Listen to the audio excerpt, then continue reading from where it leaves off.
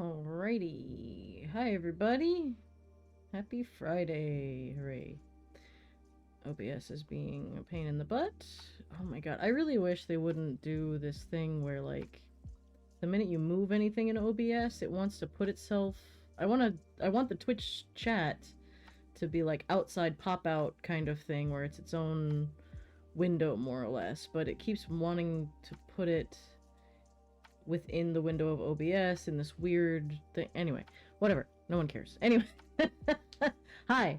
Happy Friday. I hope everybody's week has gone good. So far, so good for me. It's been a little trying with the cats, but knock on wood, I think they're slowly returning to a sense of normalcy. We still got some hisses and some grumpies. There you are. Hi, babe. Did you just get on lunch? Yeah, I think we're slowly getting to a sense of normalcy again. I think the weekend will be the, yeah, okay. The weekend will be the real test, I guess, because we do have to leave them alone for a long time, tomorrow, because we're going to be gaming with friends. But I'm sure they're going to be okay. They've eaten, they're back to eating semi-normally, even though they're still stressed, so every now and again they'll leave food behind, but that's okay. They're figuring it out. But yeah, so this week has been, you know, focusing on kitties and stuff like that. Hopefully next week can be, excuse me, a little calmer. Again, getting back to normal. Hopefully get some actual spring cleaning done, because I've been meaning to do that around the house, but obviously some kitty emergencies have kept me from doing so. But otherwise, you know, otherwise we're doing okay, I think. Just getting all my windows set up here. As you can well, no, you can't see yet. Hang on.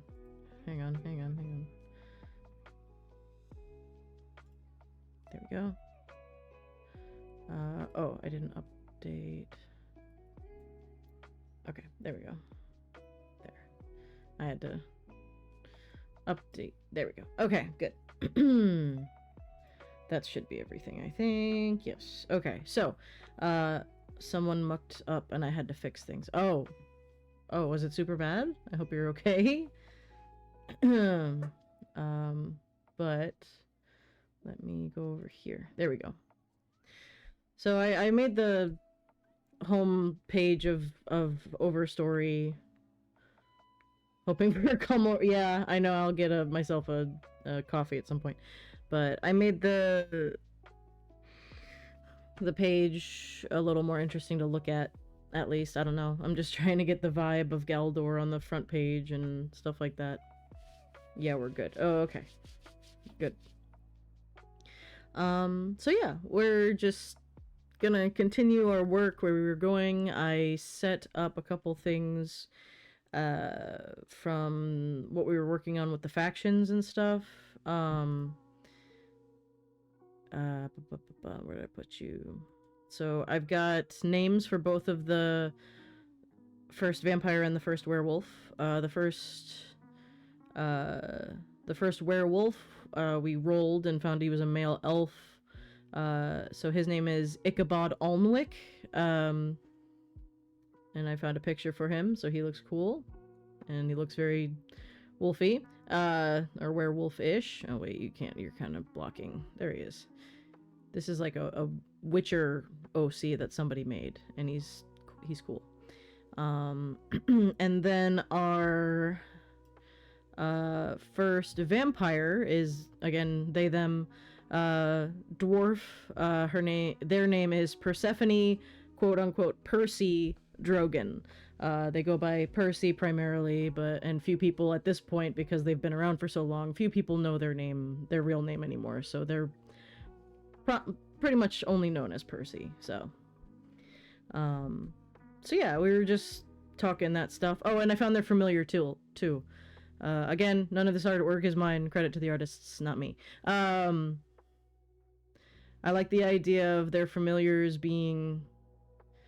Percy Drogon is also good. Yeah, I thought it sounded cool. I like the idea of if they're soul-bound familiars, whatever we're gonna end up calling them, if they're like a piece of their soul and they're like that part of their personality, then maybe they don't look entirely like normal animals. They're all a little weird and specific. So hers is kind of like this long cat lizard snake thing, and I found it and I thought it was cute, so I went with that.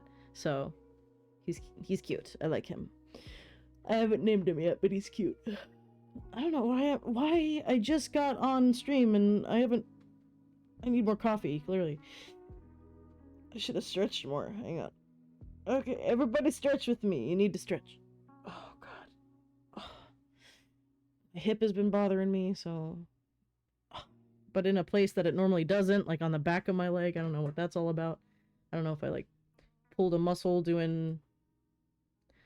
I did the squat machine yesterday, so... Or the leg press, so... Oh, you absolutely get fucked. Hi, Arcane. God damn it. Okay. I'm gonna do... I hate you. Hold on. I'm gonna do push-ups, I guess.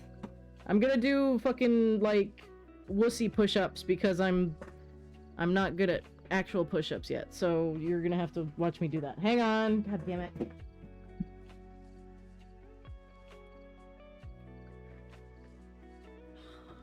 I gotta take my shoes or my socks off. It's my first point. I gotta take my socks off, otherwise I'll slip on the fucking floor. God damn.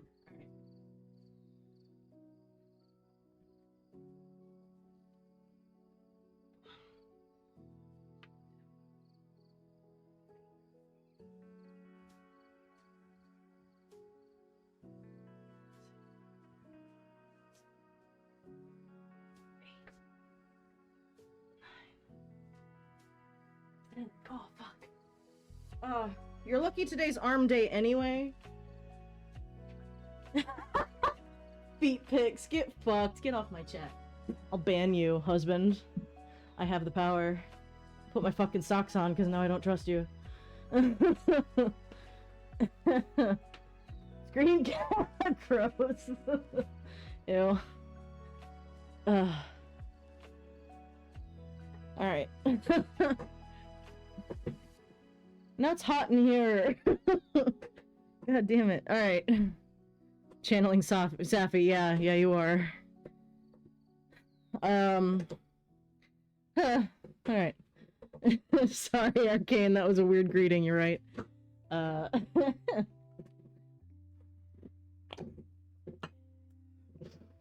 Alright. I gotcha. Alright, I'm good. Alright. Yeah, so I've got their general vibes figured out. Really? I'm gonna yawn again? Don't do another fucking thing. I don't want to do push-ups again, please. I think I have a cooldown on it anyway, but don't do it anyway. Ow. So yeah. You can't do it because there's a cooldown. Oh yeah, I have the Stream Elements doing automatic posts for my links and stuff. So that'll be helpful. I won't have to do it every so often. So yeah, so I still like this idea of these darker collectives of people that are actually responsible for the safety of the whole of Galdor, chosen again by the gods, literally. I don't know why I am. I'm sorry. So, let me go to my factions. There we go. That hurt my wrist. The happy tree. Well, it's a tree. So yeah, now we have the Fanged Circle and the Radiant Claws. We have are super secret, mostly secretive groups of werewolves and vampires that are actually responsible for taking out threats to the world. Gently shakes you, no more yawning. I can't help it. I don't know what's causing it. I don't know if it's stress. Well, you made me think of it now. Now you made me stop talking about it. So I guess these two factions are definitely largely unknown. Like I said, I don't think even like the knightly orders that exist, we have the Order of the Sterling Accord, Repentant Path, that kind of stuff. Those are actual like knightly orders that also protect the people, but in a much more showy kind of way. And there might even be werewolves or vampires within each of those, somehow secretively keeping their nature from them. And I guess there would be oh my god, there would be legends of vampires and werewolves within Galdor, but they're probably looked at as either something that only exists in the Evershade or on another plane. So I think largely vampires and werewolves are on the down low, so to speak, and they don't do anything to conflict with that. Just to make it more fun, and we can have our version of the masquerade. The vamps may need to work overtime when the wares cannot shift during the double full moon. Yeah, probably. Although werewolves would be naturally still pretty strong. And I also don't think that either of these factions are entirely vampires or werewolves. I think there's other people within them. Obviously, like, maybe baseline is, like, people that want to be changed kind of stuff. So I'm kind of treating it like the Valoran, where they start out as, like, you know, squires, I guess, like you know, what we've done with World of Darkness. Very rare Daywalker branch. That would be an insane thing to have, but maybe again, maybe that would be a legend within a legend. That would be a legend that only the vampires would know about. So pretty much nobody knows about it. It's a cool idea and we could fuck with it later, but it's so unknown that why? It must be stress because I'm not tired.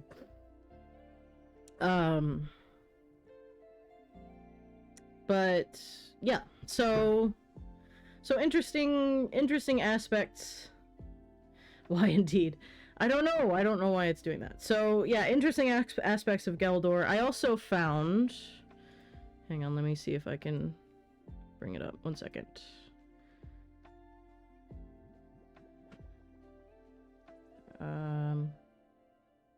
I also found this little collection of world building prompts, which is fun. The fuck did I? There it is.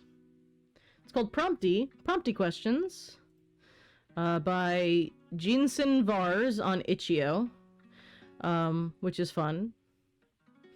Generally, it's just like, hey, you can just go through this list of stuff, and ooh, it shouldn't be doing that often. I'll have to change that at some point. That's okay. So this is totally free, over on their Itch.io. So if you need something like this to kind of help you in your world building or what have you, go for it.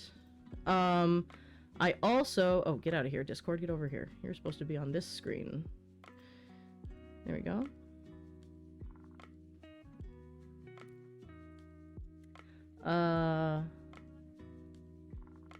There we go. Can you share the link to this in Discord? Yes, of course.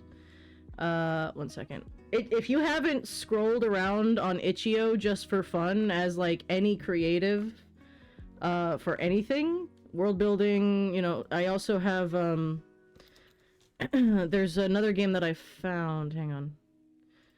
My library.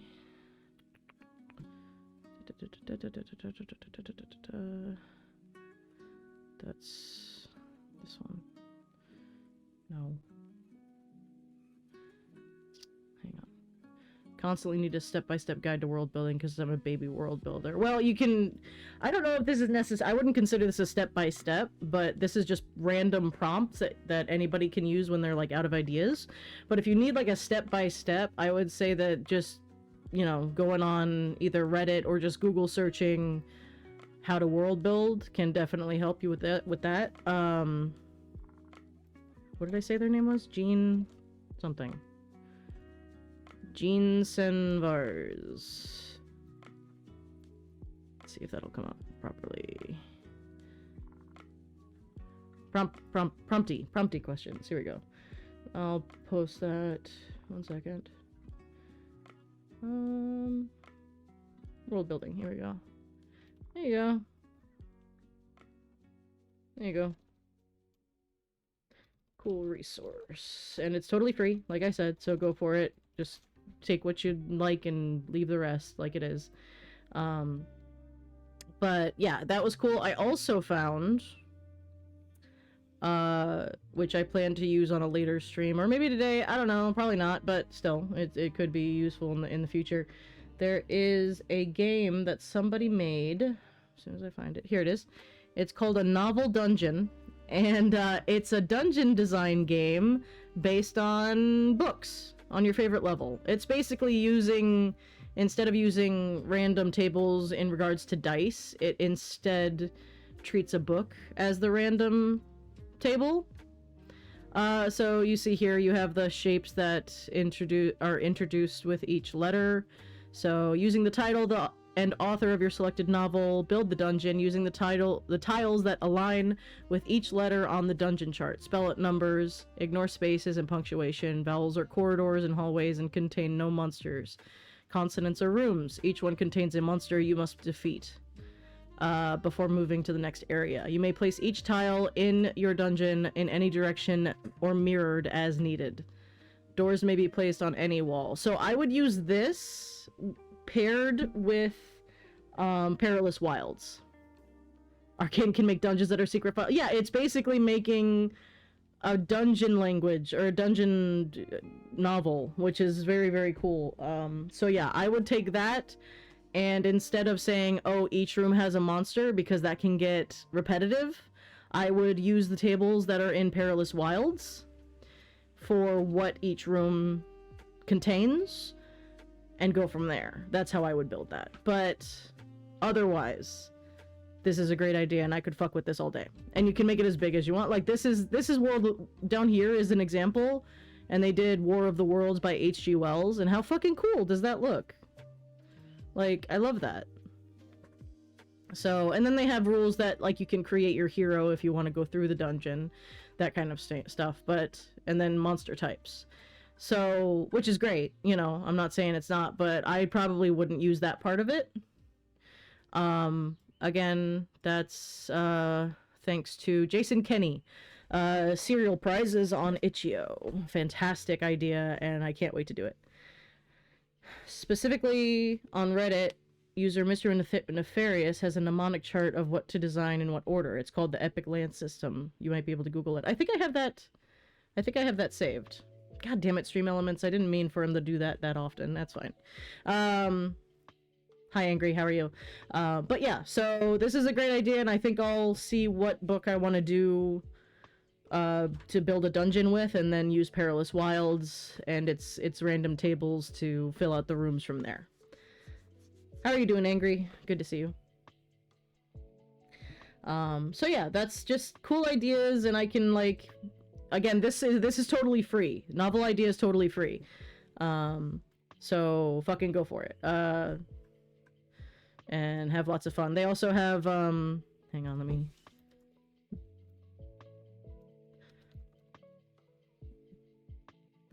Here it is. So, here we go. Let me post that too. There you go. So yeah, and then they're showing all these people that have made various dungeons using their system, and I love that. It's super cool. Such a cool idea. They also have a zine format if you want to have like a little foldable book that you can reference while you're out and about or whatever. Super fun. So yeah, fucking have fun. I plan on doing that sometime soon. Maybe I'll do a poll of like what book everybody would like to see me use. We could go meta with it and just like use the player's handbook, because that would be really funny. Or like the Dungeon Master's Guide, just because. But yeah, otherwise, yeah. I was just looking for resources, kind of just, I was in a mood. I was originally trying to find a solo, like, journaling system, because I really fucking want to write something up for my werewolf character for Eek's campaign, because I'm like, I'm in her. I've got that new, you know, that new character in my head that's dancing around, and I've got so many ideas, and I want to play her so fucking bad, but of course, I have to wait for the game to happen. So the curse of many new characters in my head at all times. So I wanted to find like a solo RP, because I've got like 10 years of her backstory that is not like filled in at all. It's just she's been wandering the woods. So I was trying to find like a solo role playing game that I could just take ideas from and go. I found a couple, so I'll fuck with those as I go. But yeah, so that's fun. I just ended up finding all of these instead. So go off and make dungeons for every book in your library. Have fun.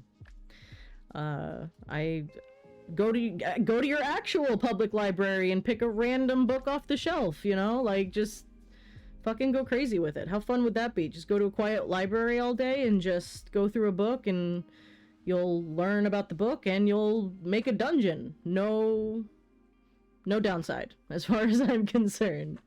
Yeah, so enjoy that idea. That could be a good afternoon spent for us that get, you know, various writer's blocks and the like. I might do that sometime this weekend. Who knows? But yeah, so I need to... Hang on. Let me go over here, because I have my timeline. Here we go. So, there's going to be a skip in the timeline. We'll add more later. And then, like, the mummy campaign happens. And then the... Radiant Claws and Fanged Circle are created. So we know that happened at some point. Yeah, so I just want to have that in the timeline so I know what the hell I'm talking about at any given time. So,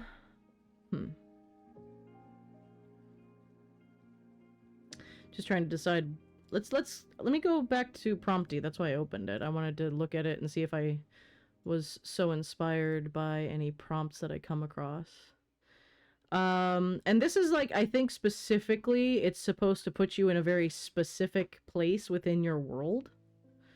4 table types you roll randomly in your game, or 6 if you had the extended edition. That one, the extended edition you have to pay for, which is fine, and it's probably worth it. But I don't, again, Scratch is lacking at this point. So there's location, social, travel, and situational questions. And it's asking where you are specifically in your world. So it's not for the world as a, you know, general, unless you want it to be. I guess you could expand it out. I don't see why you couldn't. But yeah, it's just like, hey, who catches our attention? Are there any peculiar faces? That's for your social questions. Or your situational would be like, is anything currently broken, failing, or unreliable? Interesting for building an area you want your players to be in. Then you got travel questions. These are probably the more world types of questions, where it's like, what kind of architecture, biome, or nature is this? And then location, specifically, what could we do around here to find some fun? So, like, any of those kind of things. Hi, Stinks, how are you? I'm going through some resources that I found yesterday. I found a a prompt, world building, location building, really specifically, prompty questions for storytellers on Itch.io. God, I love Itch.io so much. And then I found a random dungeon generator that is based upon novels or books. You can it basically uses the letters that are there that are in each word and creates, you know, either rooms or various hallways or whatever. So I was just talking about maybe we'll use that in the future when I'm not feeling world buildy and I'm feeling more dungeony. Could happen. Who knows? So otherwise, I'm trying to figure out exactly what I want to talk about today. Because, I mean, the factions that we figured out on Wednesday are great, and I'm here for it. But it's just kind of like, I don't know what else I can build upon right now because it's not relevant to what I'm doing. So I like having just the umbrella idea because I could fill in details as, you know, players are interested in certain aspects or not interested in certain aspects, that kind of thing. So I'm trying to think of like what else we could talk about today, or maybe we'll just make a dungeon. I don't know. Let's see. So yeah, so we have the idea of vampires and werewolves, how they fit into the whole of Galdor, or don't, as is the case, and how their factions work. All great things to have. So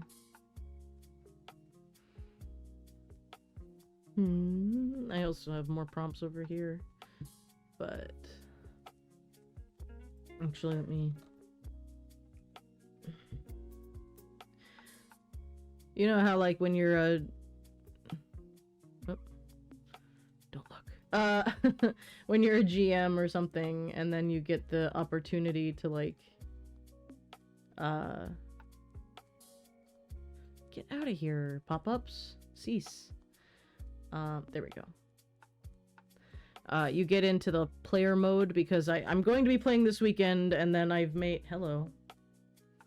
Get out of here. And I've also made my werewolf character, so I'm like in player mode right now. So I'm trying to get back into like world building dungeon master mode. So that my brain is like... So I'm like grinding the gears in my brain right now trying to find what I want to talk about today. Probably should have done this earlier. Let's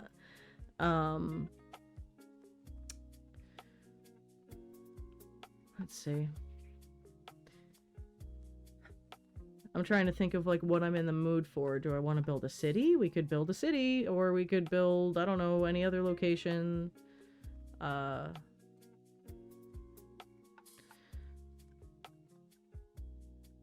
Do you guys have any ideas or questions that you want me to cover? Because, you know, I could go in any other directions, but if you guys have, like, questions or ideas as to what you want to talk about and what we can figure out, I am all ears. Oh, get out of here. OBS is so finicky lately. I don't know what's going on. Go to your home. There we go. What if we talk about instruments that are found in this world for bards to use? And is there anything missing? Well, I mean, it's a world. I'm sure there's plenty of things missing that are not covered. It's just a matter of that I haven't been running. I took this month off running so I could focus on everything. I'm glad I did, considering what happened with the cats. But, yeah, it's anything glaring? I don't know. It's hard to... I don't know what would be glaring. We've got the wide umbrellas of, like, the pantheons. We have the gods. We have the planes. We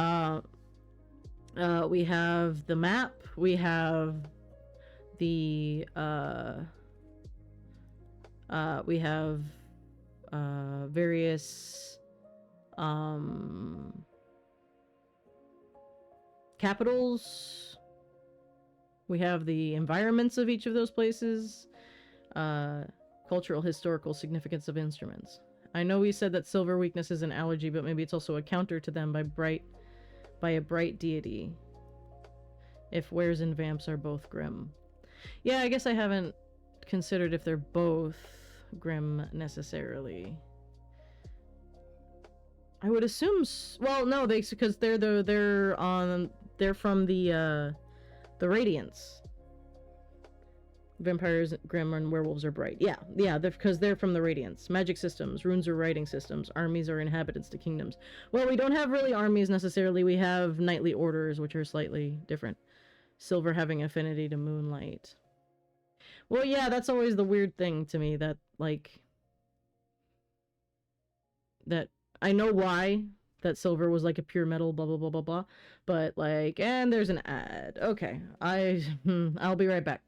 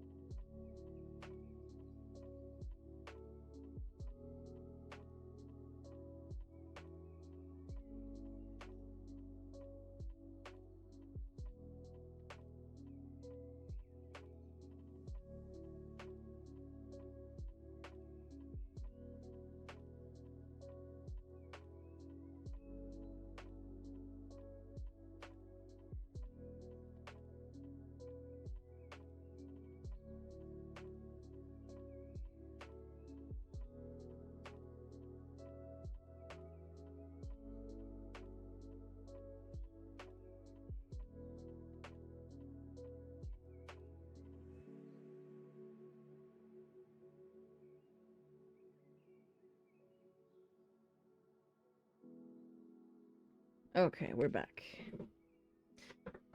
Magic systems. The magic system is basically the same as D&D's magic system as far as mechanics go, because we tried to sit down and figure out differences in each, and it just turned out the fact that it was aesthetic and no deeper.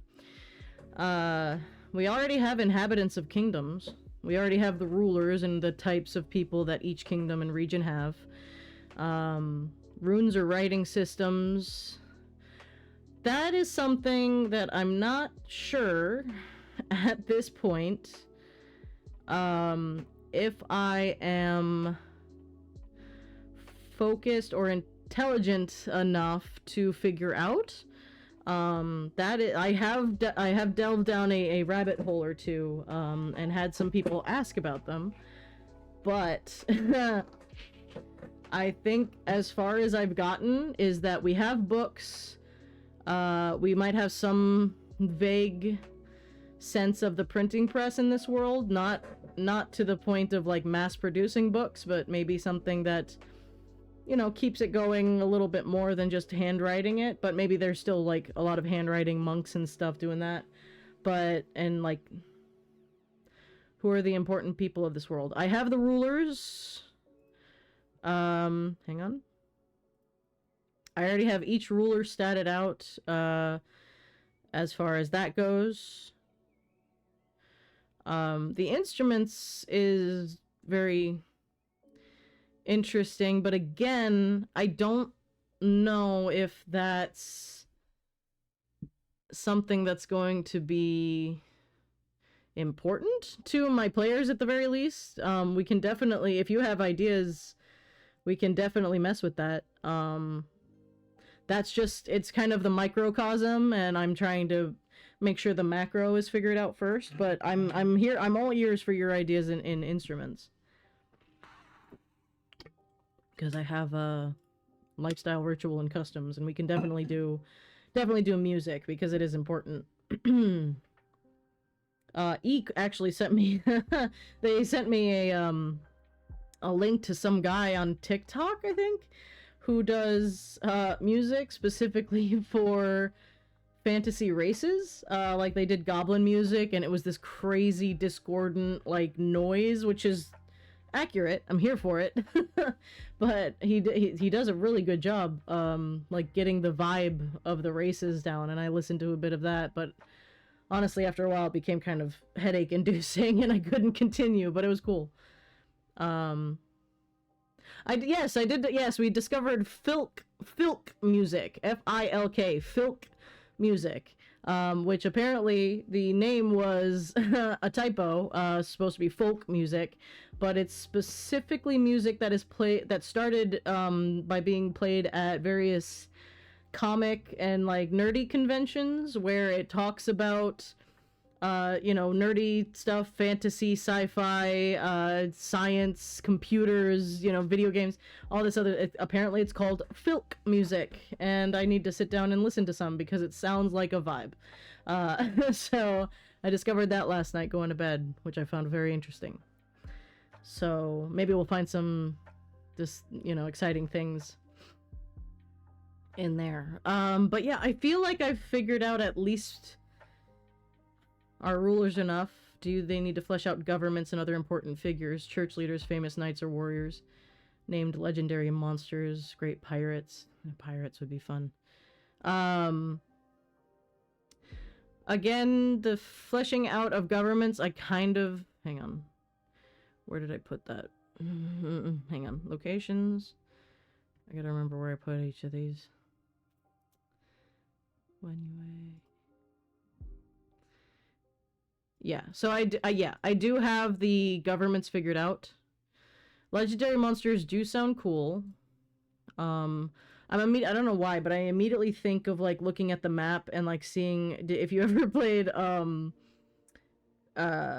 Assassin's Creed Black Flag, and you know that at the edge they had like the 4 legendary ships that you had to fight, which I never fucking beat, by the way.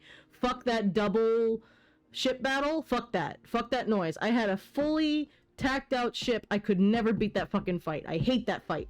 God damn it. They were both fucking mana wars and like just destroyed me every time. I have no idea how to fucking fight those motherfuckers. Anyway, that's an old gaming rant. Goddamn. Church leaders could be relevant at some point for each pantheon, or each god within the pantheon. Famous knights and warriors could be interesting. Legendary monsters is an interesting idea. I guess that would be under mythology, I suppose. So, we do have dragons in this world. They're smaller than most, and they all resemble gem dragons. Deva A. I'm assuming I'm saying that right. Deva A? The Deva A is a short drum with an often simplistic and rotund design, sure.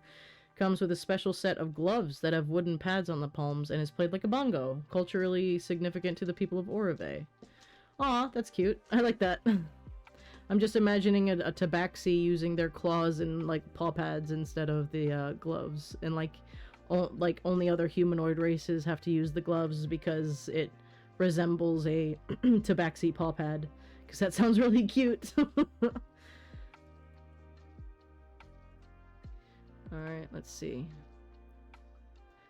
Galdor's Deus Ex Machina, like the Infinity Stones, Triforce, Chaos Emeralds. Oh yeah, like the specialty items like in Critical Role. What are they called? Shit. Divergence? Something of the Divergence? I'm sorry that the stream elements thing comes up so often. It's not supposed to be that often. I thought I said it for like every 15 minutes, but I guess not. I don't know what's going on there. Oh, maybe it's for every like so many messages. Maybe I accidentally said it that way. Vestiges of Divergence. Thank you. That's the thing. Hang on a second. Page. Music / instruments. Okay. MacGuffin. Yeah. Basically. Yeah, figuring out... Okay. That's an interesting idea. Do I want to do it based on the gods? Because it feels like something the gods would come up and be like, I'm gonna put this thing out there to see if they find it and go from there. It's an interesting idea.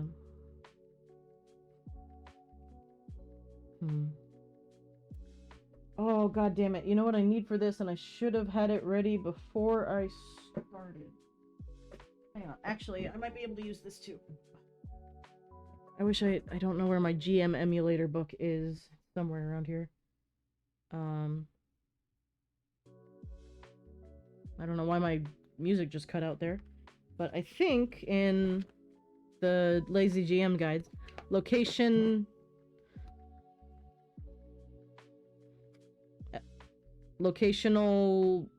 what, babe? You're gonna have to check your spelling on that. Hang on. Yep, here. I got random tables here that he has. Let's see. Locational monuments to the gods. Oh, okay. So like big statues and stuff. Yeah, that's true. Okay. Ah, here we go. Random monuments. I have a whole thing for that. Okay. Let's see. Hang on. What do I got here? Sentient items I always feel a little weird about. I don't know. I've never had them in one of my games. It's an interesting idea, but I've never messed with that because it felt like a more and this is in no way a call on I just found difficulty role-playing them, I guess, because they're kind of NPCs and they're kind of not. So I always had difficulty with, how to treat them. Spots where gods touch down with their influence. I mean, the each region is kind of like that in one way or another. Hang on, let me pull up the map here so I know where the fuck I'm going.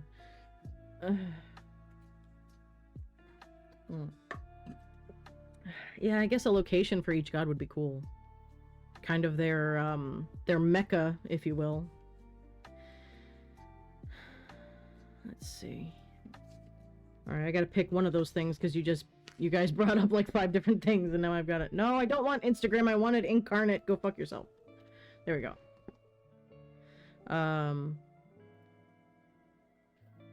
Okay, so... 1, 2, 3, 4, 5, 6, 7, 8. I have 8 nations. Okay, so that's good. It's something I can roll, basically. Okay, so let's do this.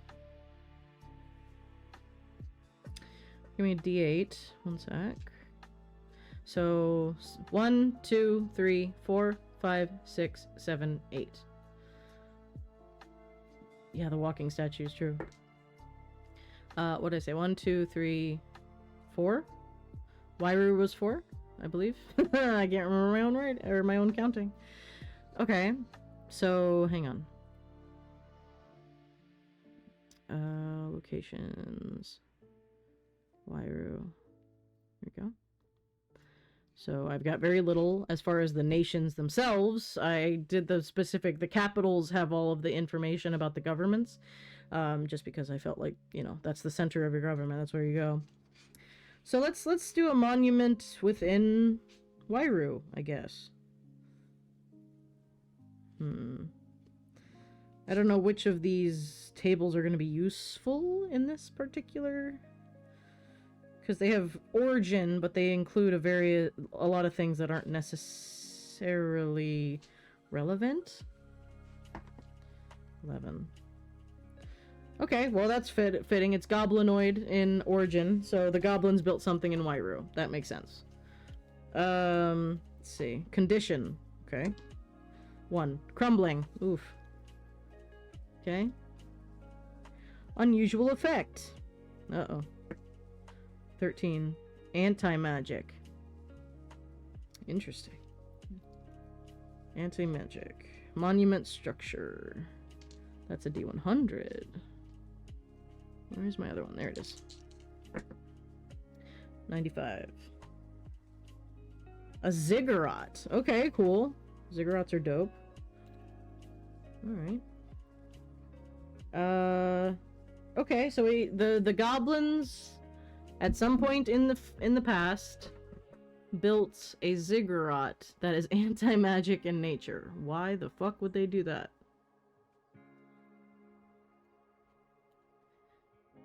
Alright, so...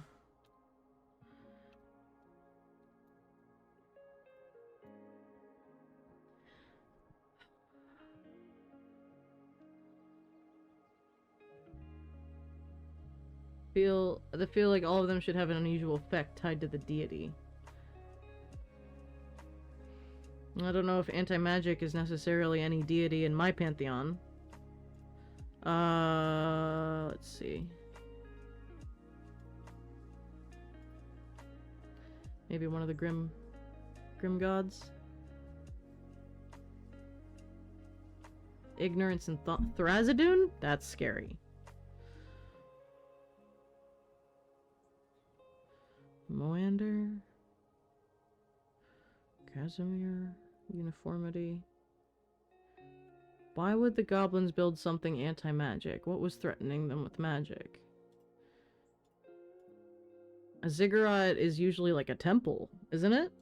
I believe so.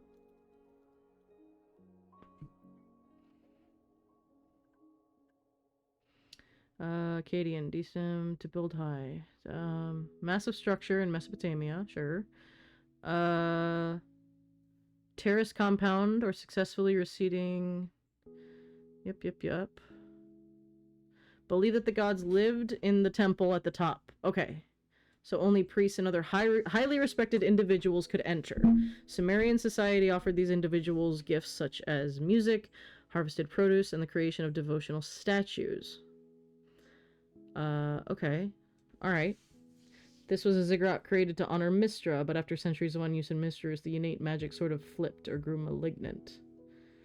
Oh, I know what they looked like, I just didn't know why they existed, because I had to remind myself. Okay. Okay, so... created to honor Mistra.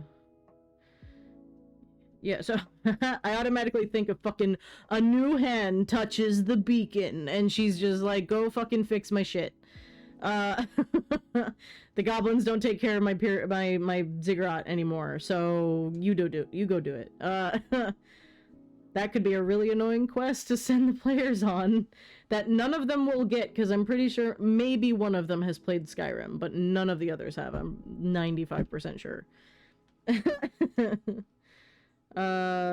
Built to honor Mistra, but abandoned. I saw a video not too long ago of this guy that was playing Skyrim for the first time, and he had recorded that moment. A new hand, you know, and you're just like, oh, it's just immediately annoying. And that's what, I hate it. I hate that fucking quest so much, because I don't want your stupid sword. It's not even that good.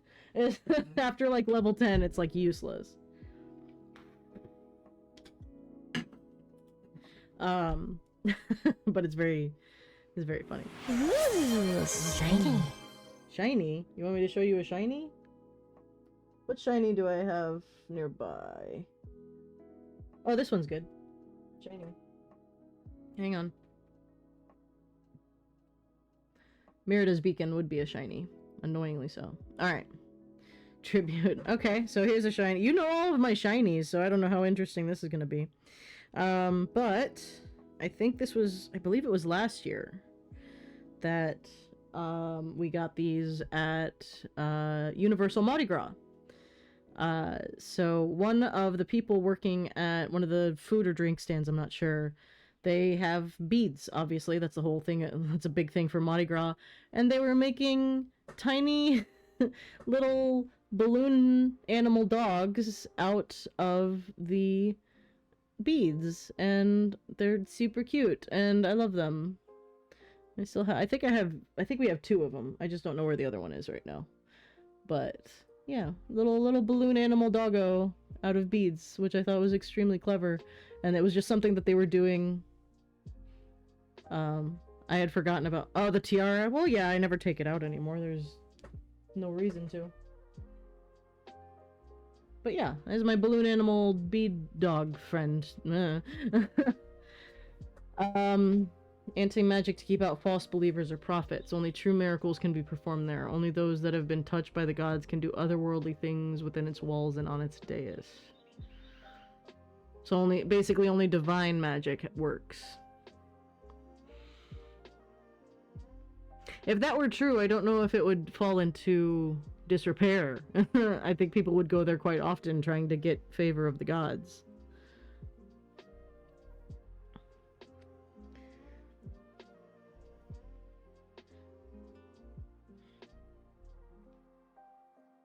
Mystra got pissed and removed magic from the area. Could be an interesting dungeon spot as well. Not even divine magic, actual divine godly power. Don't know if that's... I don't know what the difference is. What do you find as different between, like, a god is actually standing there and doing stuff, or, like, seen perhaps once in 1,000 years? Okay, that's interesting.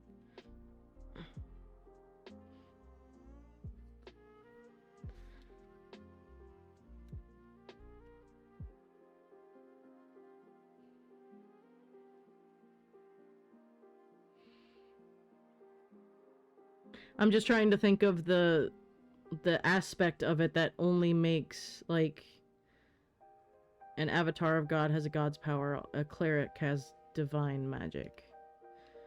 Okay, that's cool, and, like, I guess the minor gods would count, but I'm not entirely sure if that's going to be relevant in Galdor itself.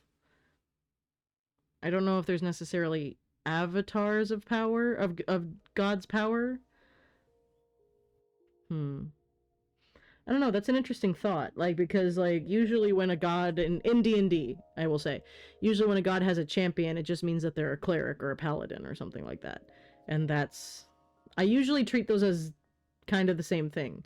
Because basically, when you become, like, a level 20 paladin or whatever, then it's never happened, but maybe they believe it. That could be. Mistra is like that one sassy grandma that will not hesitate to get you your comeuppance, but she's also magic and a god. I mean, yeah.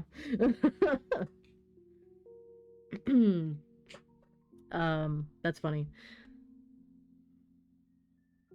Okay, maybe believed to... okay, locals believe that if...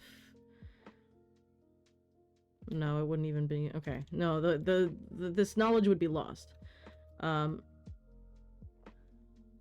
Potential...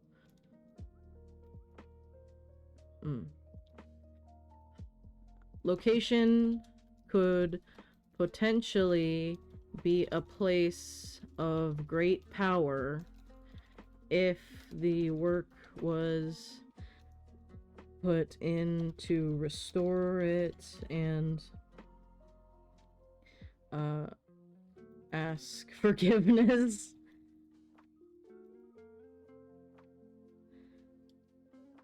But the legend is mostly lost.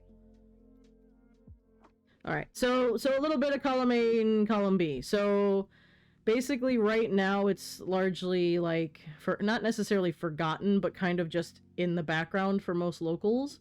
And, like, some people might avoid it, other people might go to it specifically if they're doing some shenanigans. Like, a place like this would be like, tell me I'm wrong here. A place like this would be an excellent meeting spot for criminals. And, like, people doing shady deals, because then nobody can cast some murder spell at you. So it's probably not the nicest place anymore. Fey era temple inhabited by gobs. Well, I don't know if it's inhabited anymore, that's why it's crumbling. Maybe that's where the gobs kind of started. But I see it as maybe it's like grown up like this as this play, like don't go out there, you know, after dark kind of shit because only bad people go there. Um, maybe something like that.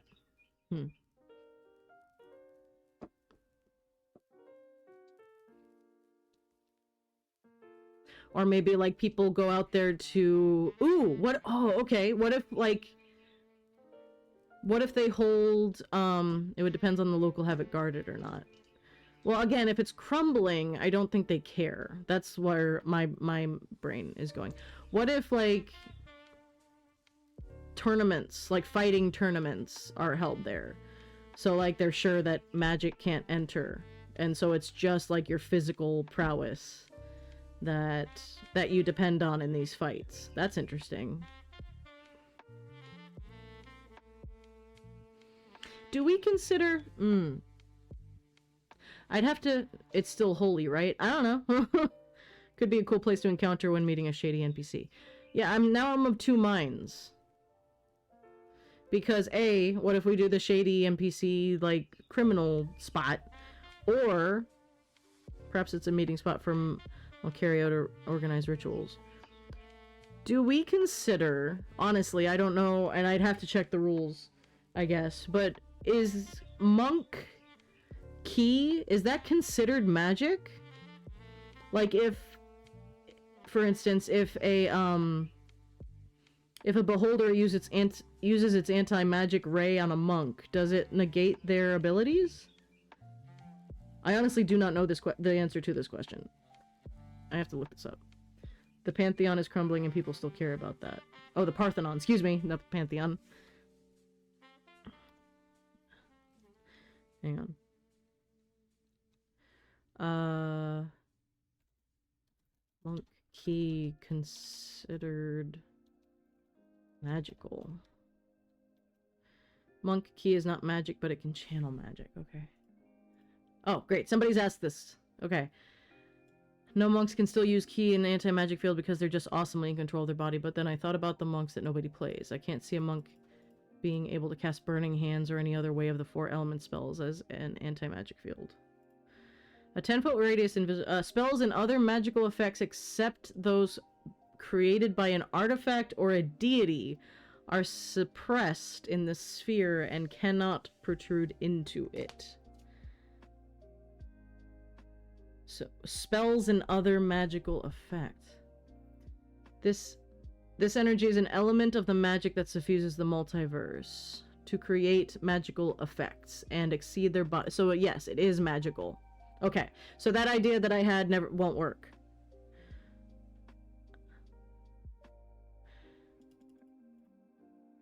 Special attacks. Argument against being count as magical for the purpose of overcoming resistance. Bend the 4 elements to your will. Doesn't say anything. Jeremy Crawford. Oh, okay, here we go. Jeremy Crawford clarified this point on Twitter. Bless this man for going on Sage Advice and answering these questions. Key is described as magical, but nothing in Stunning Strike says it's magical. Can you confirm that it is not? Neither the key feature nor the Stunning Strike feature is defined as magical for game purposes. Except in the section... That is an example of background magic I talked about in Sage Advice. Okay, so just as Dragon's Breath weapon is not considered magical, a monk's key is not also considered magical. Interesting. Okay. However, key-empowered strikes are specifically magical. Jeremy Crawford shouldn't be treated as gospel. Well, listen, I don't have... My own brain shouldn't be considered gospel either. Starting at 6th level, your unarmed strike count as magical for the purpose of overcoming resistance. The key-empowered strikes mentioned unarmed strikes count as magical. That magic is suppressed in an... Oh, that's so overly complicated and dumb. I just wanted a yes or no question or answer for this.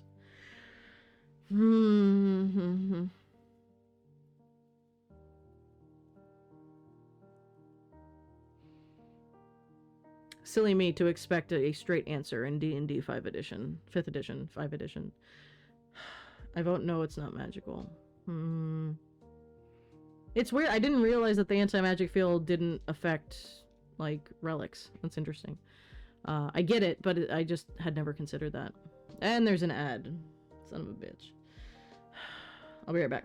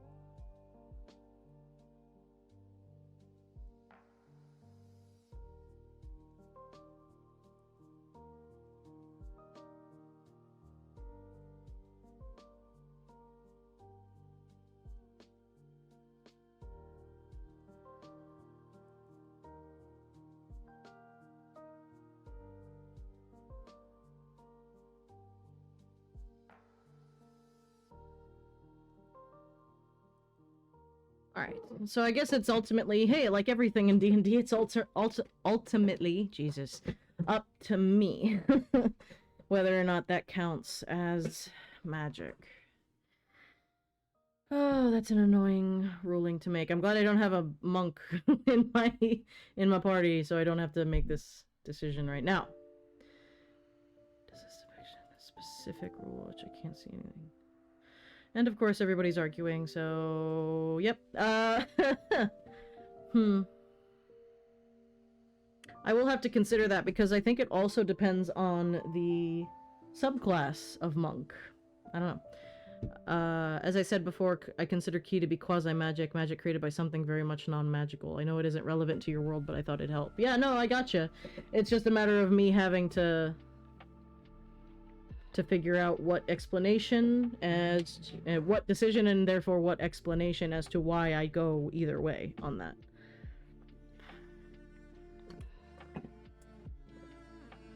I suppose I don't have to worry about it right now. The only reason I went on this tangent was because I was trying to consider if this ziggurat was some sort of secret monastery for monks, and whether or not monk magic would work within the ziggurat or not. That was my only reason. It might not even be relevant, so...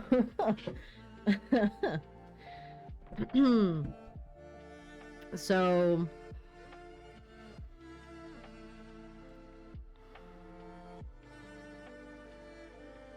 Anyway. Right. Oh, man. I guess I could we should come up with, like, a relic for each god. Just because. That's, like, a lot of stories come out of relics of gods. Why not? So... it's a matter of figuring out...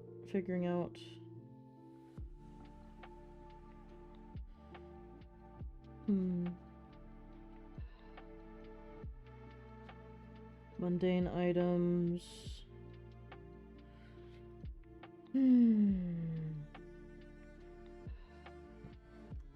Okay.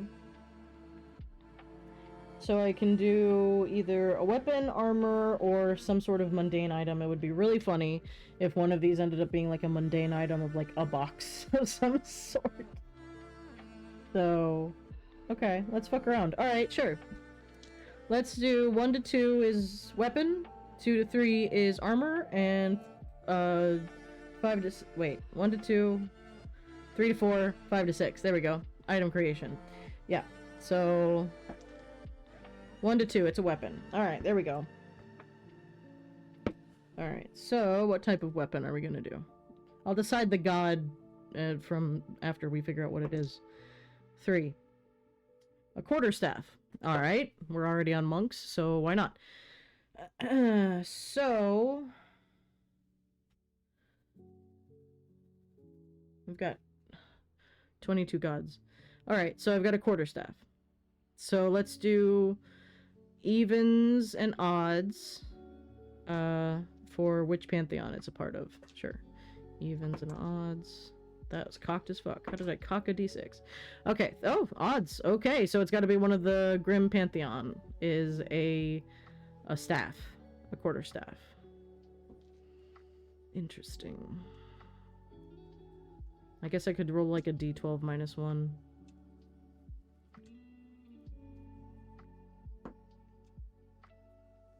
This will be funny. If it doesn't work, I'll just choose one. But now I just want to see what I roll. 8. So, which would be Moander. Isolation and aversion. Okay. So, relic. Quarterstaff. Alright. Staff of Thanos. Perfectly balanced as all things could be. Alright. So, if he's god of isolation and aversion, keeping things away. That's his main thing. So the main magic is keeping things away. Where is my DM's guide? Please, God. Because they tell you how to create relics and have some tables in there. Hang on. Let's see here. I've never actually created relics of my own, so this is exciting. This is new stuff. Creating a magic item. 284. Okay. Oh wait, do they have specifically for relics? Thought they did, but maybe I'm misremember. Artifacts, not relics.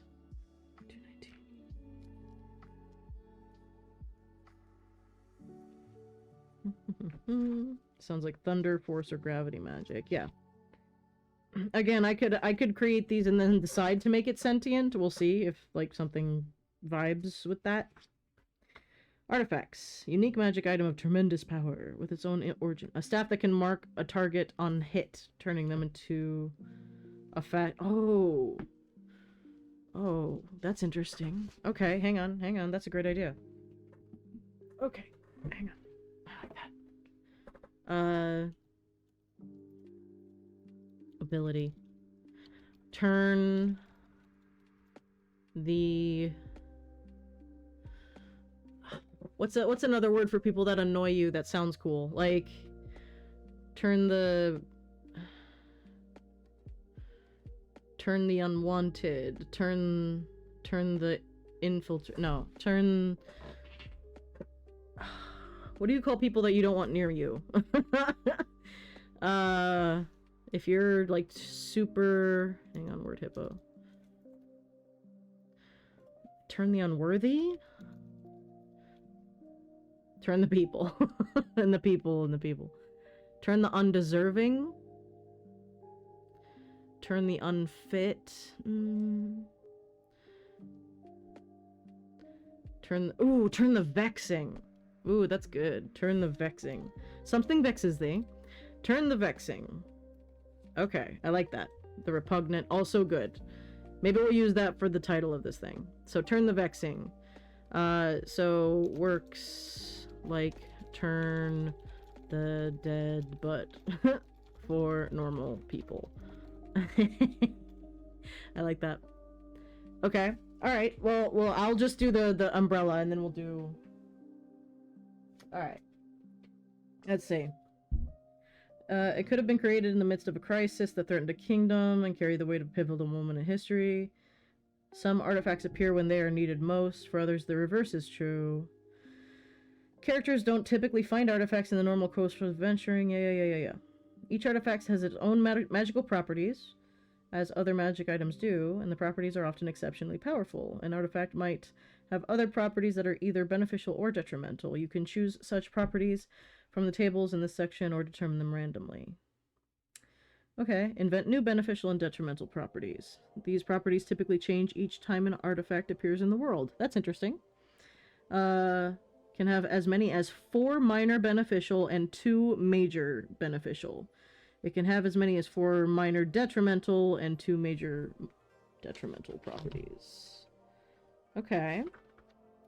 So, I will say this again, as a DM, I fucking hate cursed items.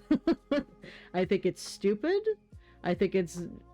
I don't want to worry about it. And I know that they can... If you specifically designed a curse item to, like, assist a player with issues, that's totally fine. But, like, I hate them. I don't like them. Like, I don't use a lot of traps either as a DM. Like, almost never. I've only used them recently because I'm running, you know, we're running Dungeon of the Mad Mage, and I'm just kind of running it from the book rather than changing too much as far as the mechanics go. Narratively, we're changing some stuff, but I let the traps lie there, and it's been great so far, but I just generally don't like them. Because it's more there for the, you know, the DM to go, you know, whatever. Unless you have a rogue, I guess that's kind of their whole bit. But if you don't have a rogue in your party, then I'd probably forget about most traps. And cursed items, just the same. Unless somebody's really fucking with you. But then, if you don't like what they're doing as a player, you need to have a conversation with them as an adult. Okay. So...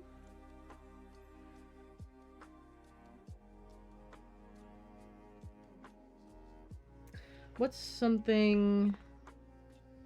This feels like it should have a minor detrimental property if it's there to, like, not a curse, so it's not something that you can't get rid of, for instance. Like, as long as you're not attuned to the item, you're not stuck with it. Or, yeah, so... that's what I refer to as cursed, is items that you get stuck with until you do some thing or whatever. Disadvantage against saving throws, that's pretty gnarly. Blinded. Interesting. Saving throws against poison.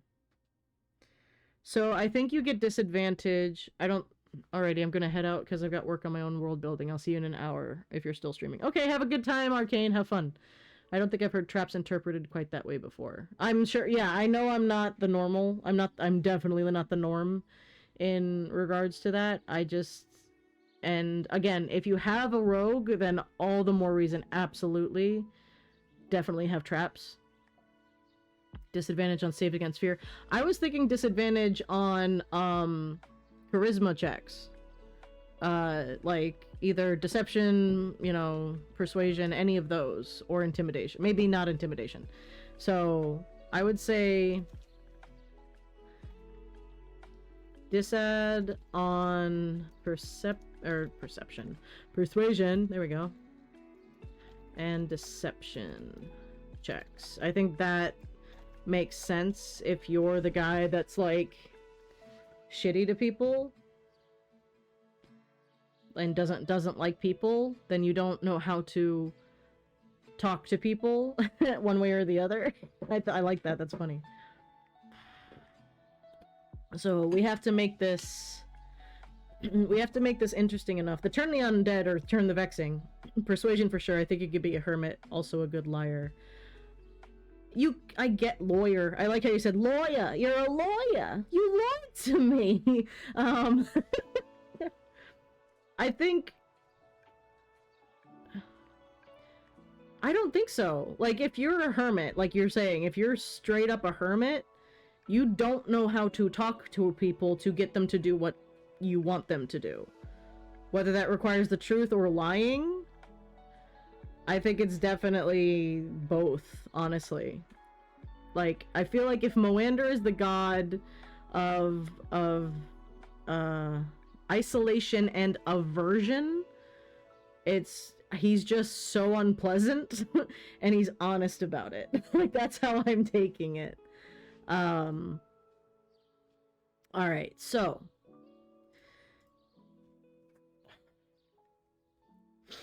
let's see what else. Let's do another major thing, major beneficial property, because like having a beneficial property for both of the disads that you get kind of makes sense. So, immune to disease, you can't be charmed or frightened. You have resistance against one damage type. Attuned to the artifact, you can use an action to cast one cantrip. Action to cast one first level spell from it. After you cast the spell, roll a d6 on a 1 to 5. Okay. Or a +1 bonus to armor class.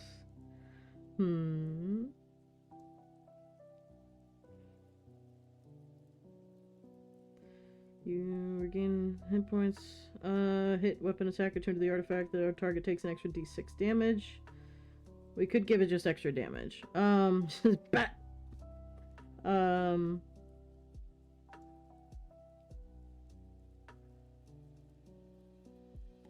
Major 4th level spell. Okay. Hang on. 5e spells by level. Okay.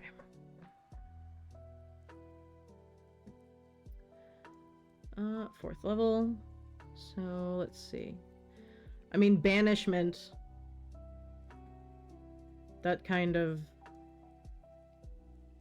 Okay, banishment's a possibility. Dimension door if you're running away from people, that's funny.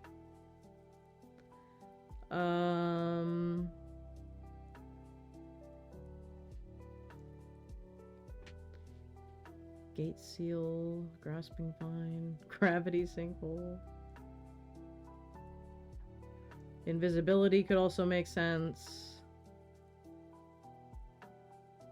Locate creature, polymorph. Odiluk's resilient sphere. This is like, hide yourself in it. That's funny. Polymorph. Sickening radiance. What does that do?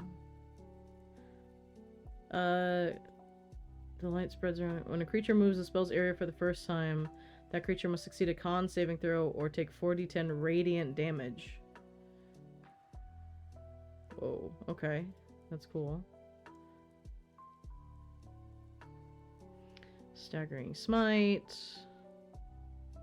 Summons. Synchronicity. Oh, that's on Earth Arcana. I don't think I'm going to worry about that. Cool.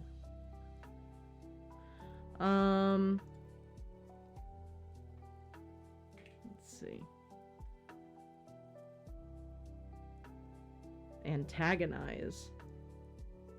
You whisper magical words to antagonize one creature of your choice within range. The target must make a Wiz saving throw. On a failed save, takes 44 psychic damage and must immediately use its reaction to make a melee attack against another creature of your choice that you can see.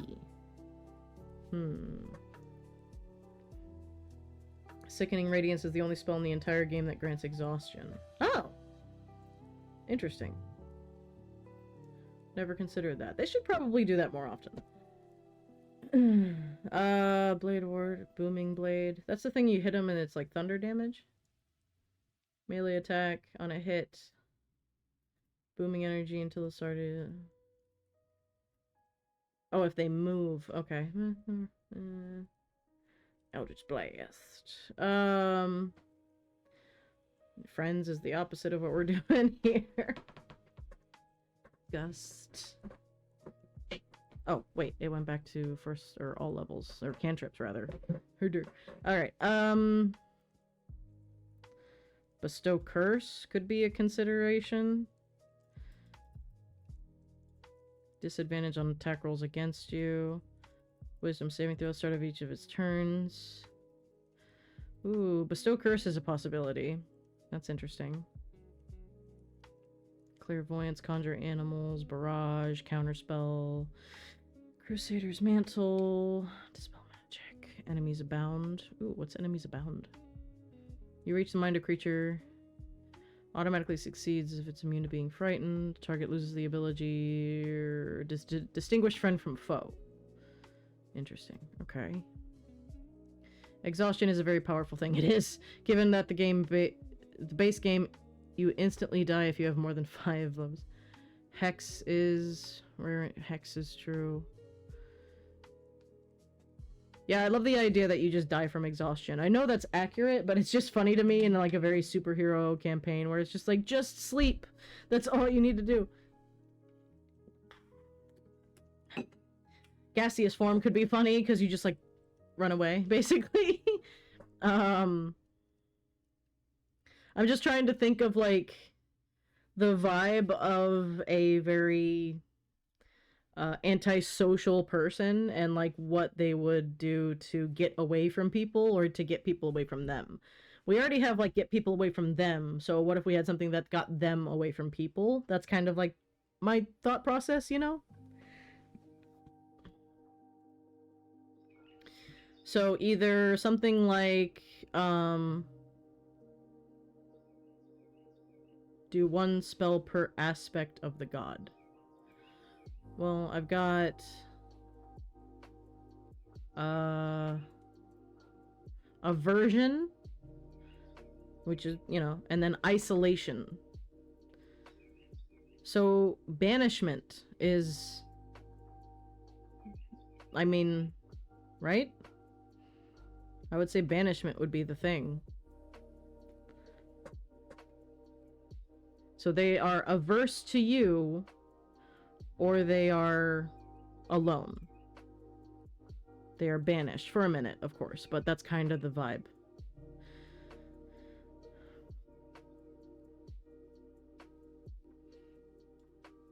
Yeah. So can cast banishment. Is it just those 2 aspects? Yeah, we limited a lot of them down to 2 because the 3 was getting to be too much for a lot of them. I prefer 1 D&D's take on exhaustion where it's just a flat penalty equal to the numbers of levels you have, death at 12. That makes, oh god, a negative 12. Jesus. Can cast banishment once a day. Okay.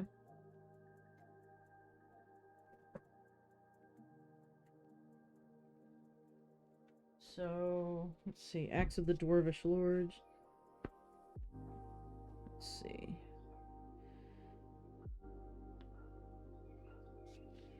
Dark Lore. There's other things that you can do. Let's see.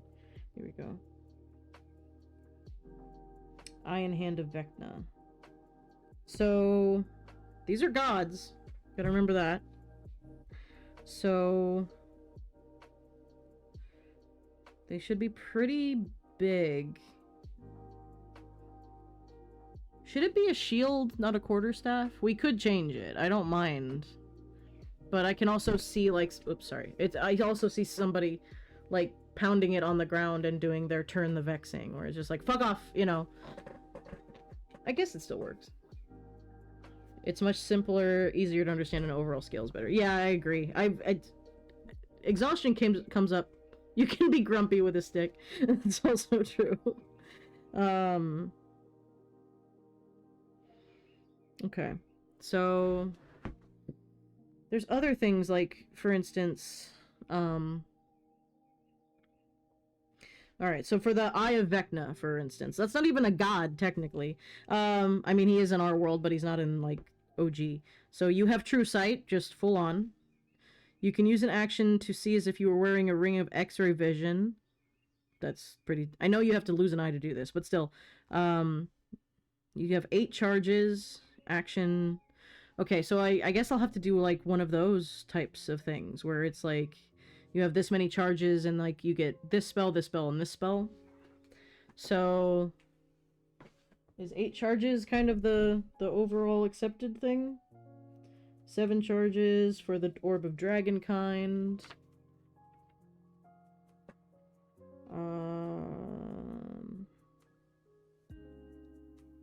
Hmm. 7. Yeah, I guess 7 sounds right. Lucky 7. Okay. Staff has what? Has 7 charges. All right, so let's see. Legendary stuff is like 7 to 10 depending on what you're going for. Okay, we'll start with 7. And if we think it's not enough, then that's fine. Banishment is stabs tend to have 10. Oh, do they? Alright. Alright, 10, I guess. Banishment would be, what, 5 charges? I mean, that's a pretty big spell.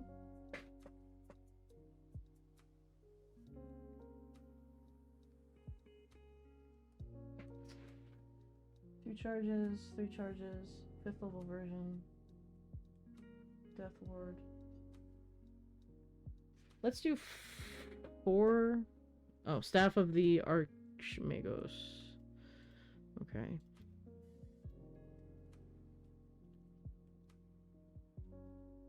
I think it's charges per... I must go. Okay, bye, Stinks! Good seeing you. Thanks for hanging out. Staff of the Magi? Is that what you mean?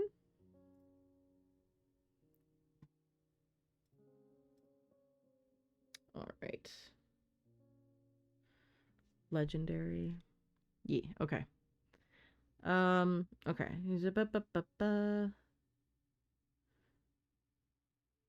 Cast one of the spell.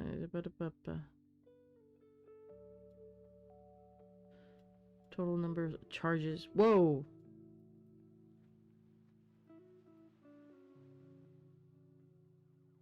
$50 charges? That's 40k stuff. 50 charges. Alright. Jesus. What if you do above 50, the staff explodes? That's funny. Okay, so 10, sure. Let's do 10. Let's not do... Jesus. Alright. I don't know, but... Wow. Yeah, okay. No joke. Legendary. Big wizard stick. Huh.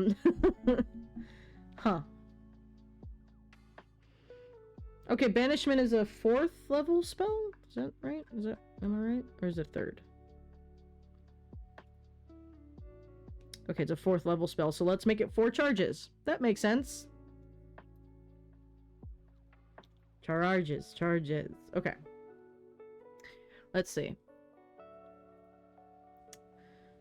Let's see. Turn the Vexing.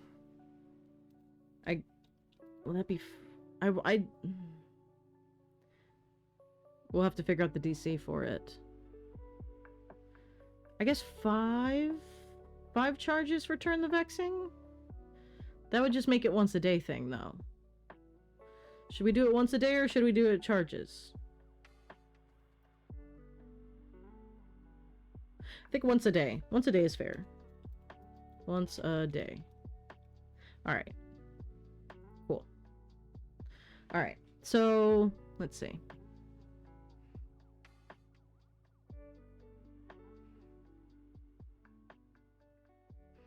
Let's do... Not Dimension Door, it would be Misty Step, because, again, this is once a day for an ability. Sounds cool. Yeah, that makes sense. For a special, like, specific ability. We'll make the DC high enough that it's actually pretty powerful. That way we won't have to, you know, worry about all, you know, people saying whether it's OP or not.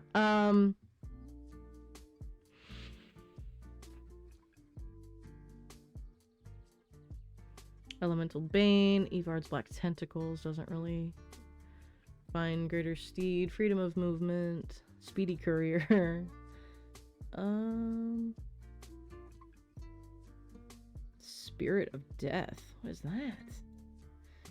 Call forth the spirit that embodies death. The spirit manifests in a non-occupied space. Using the Reaper stat block. Okay, that's something for the Raven Queen. We'll fuck with that later. That sounds awesome. Antagonize, a Shard in Stride, a Shardalons. I'll never say that right.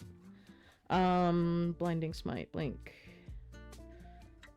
Conjure Animals, Daylight, Dispel Magic, Erupting Earth.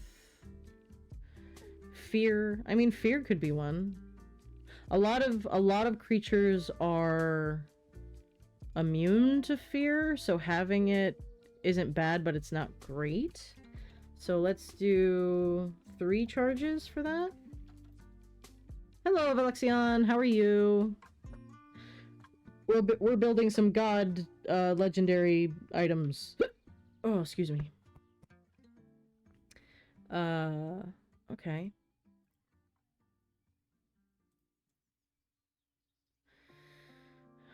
Galder's Tower. Conjure 2-story tower made of stone. What if it, like, creates a tower that only you can enter? Turning is pretty much fear. Oh, yeah, that is right. You're right. Gonna drink coffee during ads. Gotcha.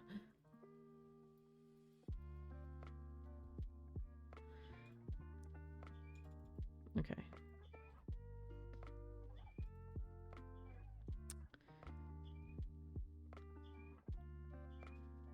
The interior of the tower is warm and dry, regardless of conditions outside. Any equipment or furnishing. I do kind of like the idea of creating this kind of tower thing that only you can enter. It sounds so... It's such a shitty thing. It's like... That's really funny. Yeah.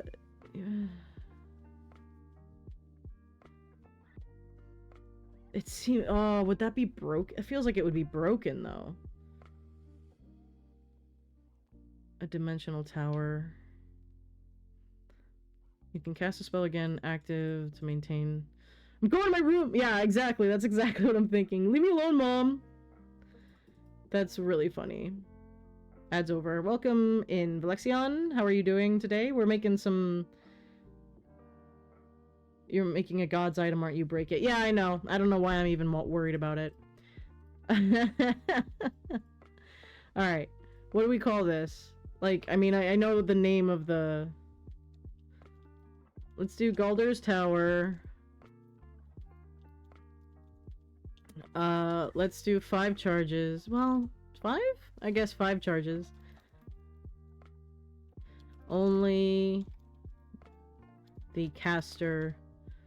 Mummy. Mummy. Only the caster can enter the tower. That's so funny to me. I can't wait to make the bad guy that has this fucking staff, because he's just gonna literally be like losing a fight and he's gonna be like, fuck you, and then just like slam his, and then a tower shows up and he just slams the door behind them, and like the gods are just like, what just happened? It's a 3rd level conjuration, but I might make it more powerful in one way. Because it's I want it to be almost like a like the sphere again, where only you can get in and out, and then like magic can't get into it. So again, it's literally like a timeout, and ah, it's so stupid. It's so dumb. Oh my goodness.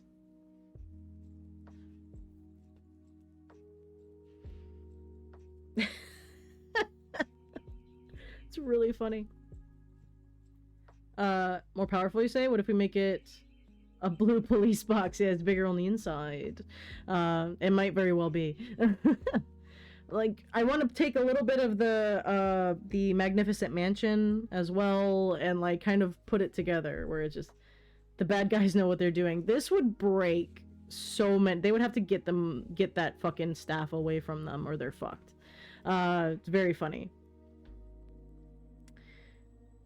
Oh, Intellect Fortress. Is that something that might Oh, that's okay. No, not fortress as in fortress, but your brain. Yeah, tiny hut. That's what it's called. Where you're just a bubble. That's funny. Okay, important question. Go on. Magic circle.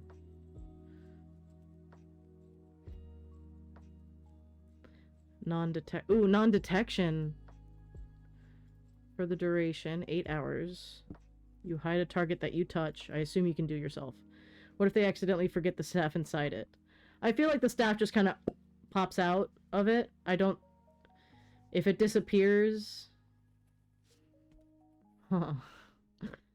What if that's how it's found? Like, next to a skeleton? That just...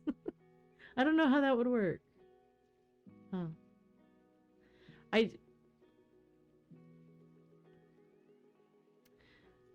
I feel like it would just kind of pop back into, you know, wherever they are. Just to eliminate any possibilities of wibbly wobbly timey wimey stuff if we're talking Doctor Who. Or maybe if they forget, okay, here, no, okay, here, wait, I got it. If they forget it inside the tower, this pisses Moander off so bad that I lock my staff in the back of my magic building. Can you call an interdimensional locksmith? Exactly this. I think this would piss Moander off so much that you lose it. You lose that item if you forget about it. In the thing. It was just like, you don't appreciate what I give to you? Okay, fuck you. You know, it's just like a parent. Like, just goes, no. And you don't get it back. And then it pops into whatever realm that either randomly or the god decides. Like, it's like, kind of floats into nothingness until it's, like, needed again or whatever. Yeah, that's funny. It's just like, you know, if you lock your keys in your car, you lose your keys for a week because you pissed your dad off because he had to call in a locksmith. Like, I love that. It's really funny. Okay. I'm gonna notate that, otherwise I'll forget it.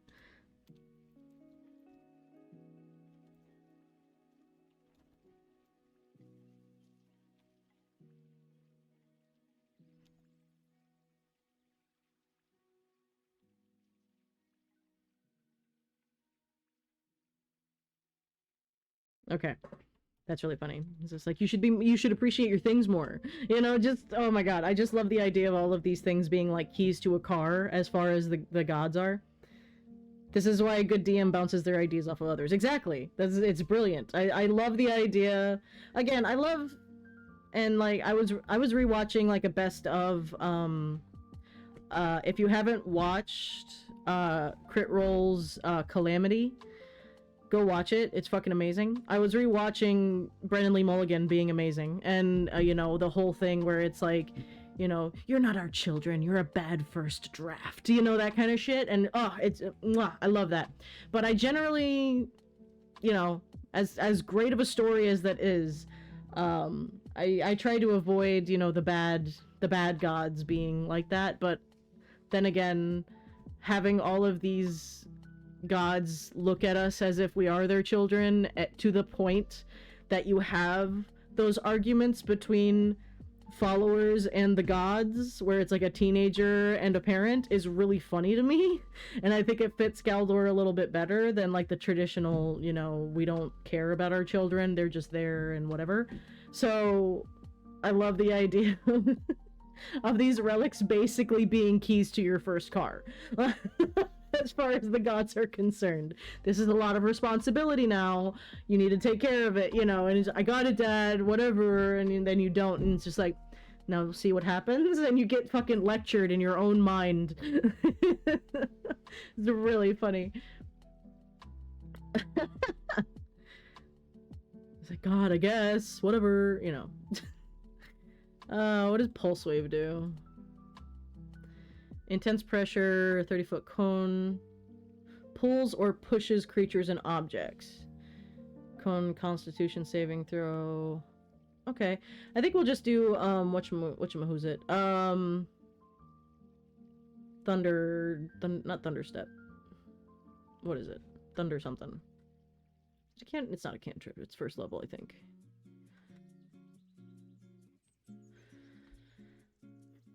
Thunderwave. There it is. Thunderwave. Yeah.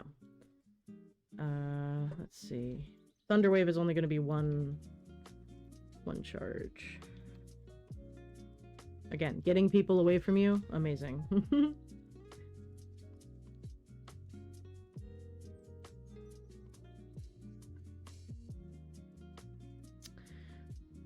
You're a bad first draft. Well, I mean, you don't keep first drafts. You crumple them up and throw them in the bin. Clearly you see something in us. Are we a reflection of your insecurities?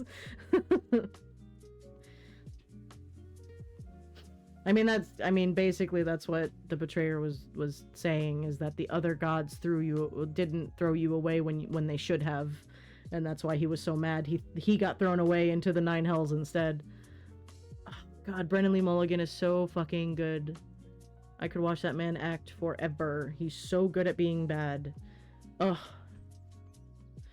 Now that man's a father. Like, he just had a baby with his lovely, lovely wife, Izzy. And I cannot wait for his kid to be a teenager and find that shit on the internet. Like, can you imagine? Like, I know, like, they're, like, actors have children. Like, and, like, they probably go back and watch their movies. Or maybe they don't because they think they're uncool. But, like, I feel like this kid is gonna seek out the weirdness that his parents did on the internet. And I don't know if they're gonna be chill with it or embarrassed by it, but I'm here for it either way. I miss villains that are good at being bad. Yeah, I know. We need, villains that aren't, we can't excuse. I just want, Maleficent. She was just an evil bitch until that fucking other movie came out. But fuck that movie. I don't care. I've never seen it and I don't want to. How about an ability that you can use only once per owner? Ooh, that allows you to be entirely unperceived by all creatures as long as you're holding the staff. Players happen on the staff randomly when they suddenly trip over a skeleton that wasn't there before, that was gripping the staff a moment ago. That's very interesting. Once per owner. That's a good idea. Again, I don't know if the players are going to come across this item specifically, but it's cool to have floating out in the world. I love that idea. Alright, let me...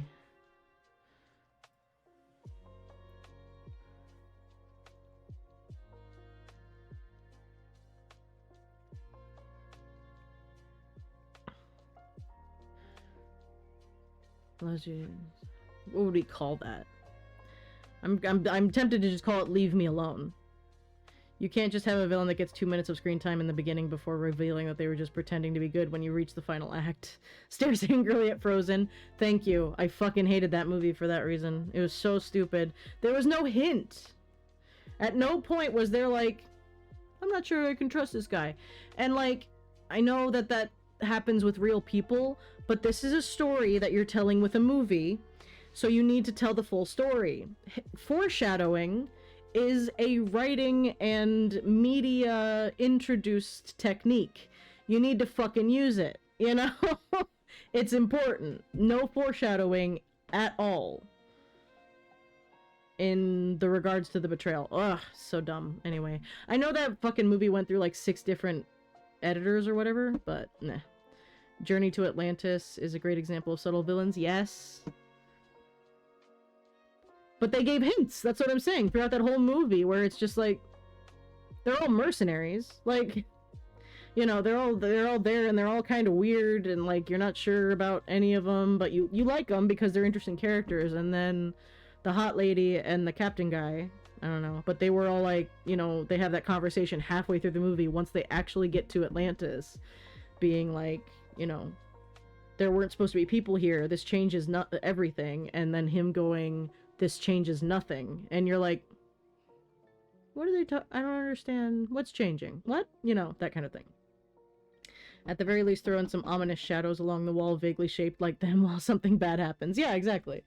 Yeah, I feel like foreshadowing and subtle storytelling has been largely forgotten in a lot of media. To call back to Critical Role, there, and this, again, this is in no fault in any, like, this isn't a, no, fuck it. I'm not. It's not bad, but it's really shitty to say, like, after the second campaign of Critical Role ended, right?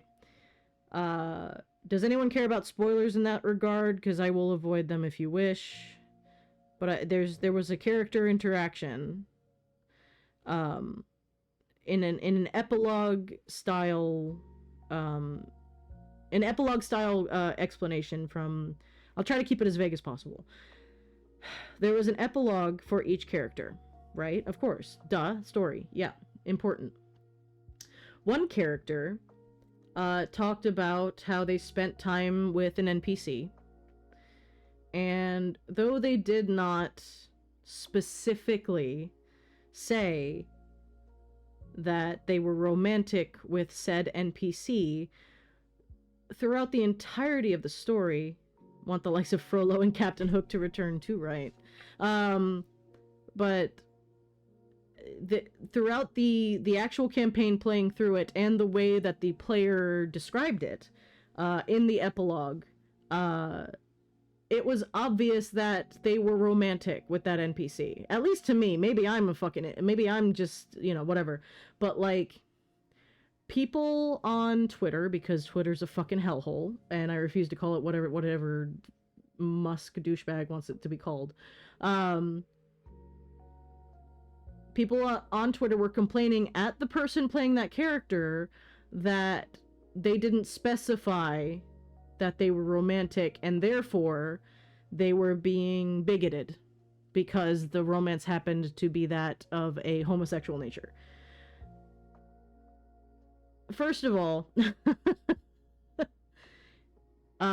if you can't see the subtleties in a story, read deeper and use some actual thought power behind your consuming of the story. Just sitting there and going, entertain me and tell me exactly what I want to hear in full detail, and don't leave out anything for me to have to consider and maybe ambiguously decide, whatever. That's fucking stupid, and you need to use your fucking brain. Even when you're just watching a show, otherwise you're just existing. In reference to my last idea, I would suggest the name Rod of Abnegation. The act of rejecting or renouncing something. Self-denial. Ooh, I like it. But, and of course the player was like, yeah, I thought I was pretty clear. And then people were accusing them of being bigoted because they didn't specifically say that they were in a homosexual relationship with this NPC, or their character was. And it's just like, they shouldn't have to. It's really stupid. Real evil is boring, makes for bad movies. Fake evil is over the top and entertaining. Worth spending $4.99 for a box of popcorn the size of McDonald's fry boxes. Can't remember the last time I've been to a movie in an actual theater. No, that's wrong, because I went to see Barbie and it was dope. I like the Rod of Abnegation. I think we're gonna go with that.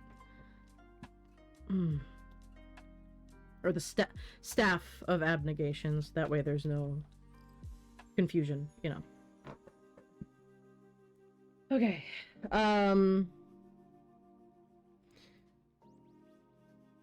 Again, like, here's the thing. Real evil is boring, and it can be if it's just like the most evil thing anyway. But if you look back at movies,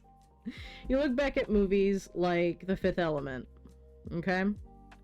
Now, this could be argued that the main bad guy was technically supposed to be Zorg, but the bad guy, the big bad evil guy, is a giant black ball in the sky, which is so stupid. It sounds dumb, but fuck. And it has like, what, 30 seconds of screen time? Where it's just like, it's a big ball and it's gonna kill us, and they turn it off. Yeah, alright, good. Watch that movie if you haven't. It's fucking great. But I thought the bad guy in Fifth Element was the box office. Oh, don't remind me. That's such a good movie. It didn't deserve the hate that it got. Or at least the lack of funds. It was so good. I love that fucking movie. So good. And similarly, like The Never-Ending Story, similar vibe, where the big bad guy was a force He'd prefer to be referred to as Dread Moon. Right.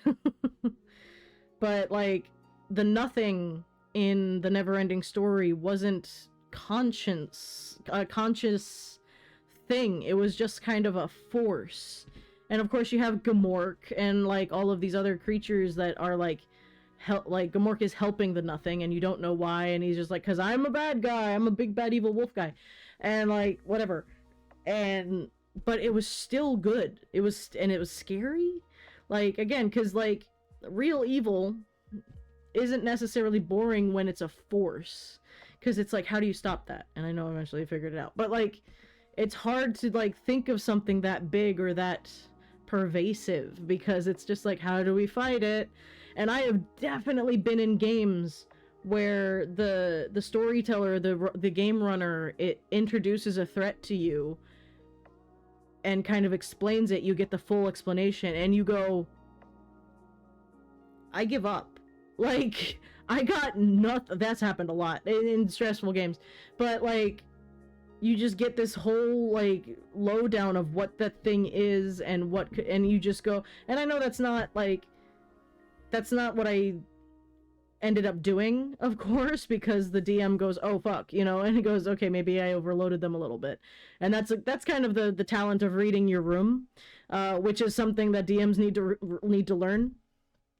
And it also depends on a lot of, like, where the players are at mentally. Did you have a super fucking terrible week and now your brain is just mush, but you still show up because you're a good player. You want to, this is a relaxing thing that you do, and then then you remember where you're at and what's going on, and you're like, I got nothing. And it's just like, you know, for maximum effect, you want the evil to simmer for a bit before you turn the stovetop up. Yeah. I repeat, do not turn your evil to 11 in the first 20 minutes of a 2-hour film. Yeah, I've had a DM do that to me, which was just like, well, now I don't care. Well, you know, you need to have connection to the world and the story before the big bad guy is introduced. Otherwise, you can step away and not care. Like, I don't remember who said it, but there's a quote by somebody talking about writing in general, where it's like, any problem that your character can walk away from, your readers can walk away from.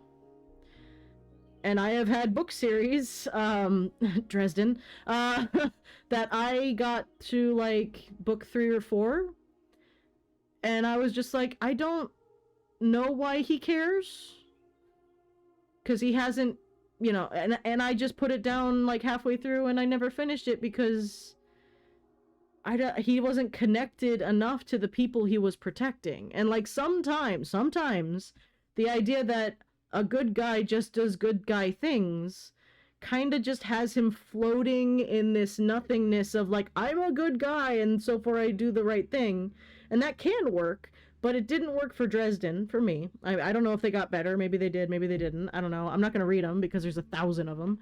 But, like, you introduce this big bad thing, and, like, the guy's like, I'm going to go help. And, like, at one point you're just like, after he goes through so much shit,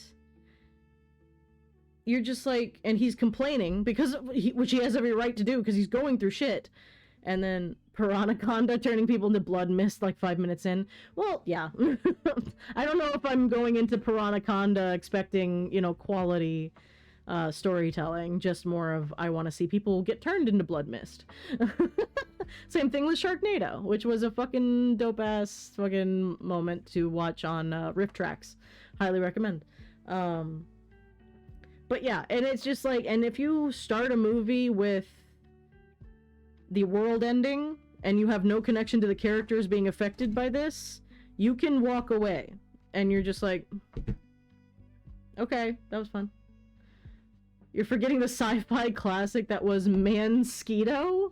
Yeah, I have, because I've never seen it, and that sounds awful. I live in Florida. I get enough of mosquitoes that are basically the size of men. Thanks very much. I hate mosquitoes. But yeah, this is great. This is cool. And I think we're going to continue this. We might do some dungeon building later on next week or something like that. But I think I'm going to call it here. It's about 2 for me. So let me see if I've got anybody to raid. Hang on. Here we go. Mansquito. Alright. So.